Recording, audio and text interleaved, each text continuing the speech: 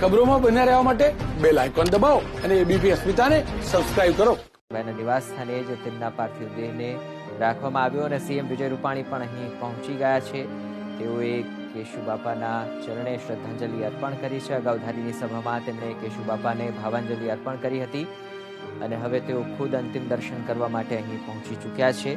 તેમણે પુષ્પ માળા અર્પણ કરી છે. સાથે જ ભાજપ અધ્યક્ષ CR પાટીલ પણ આપ જોઈ શકો છો કે પહોંચી ગયા છે. કેશુબાપાને શ્રદ્ધાંજલિ અર્પણ કરવા માટે હાલ ત્યાં તેઓ ઉપસ્થિત છે.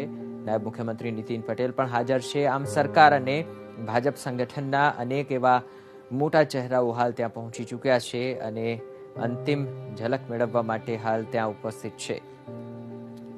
તો ગુજરાત મહિલા આયોગના અધ્યક્ષ પણ ત્યાં પહોંચી ચૂક્યા છે. બીજી તરફ રાજ્ય સરકારના મંત્રીઓ પણ હાલ ત્યાં હાજર છે.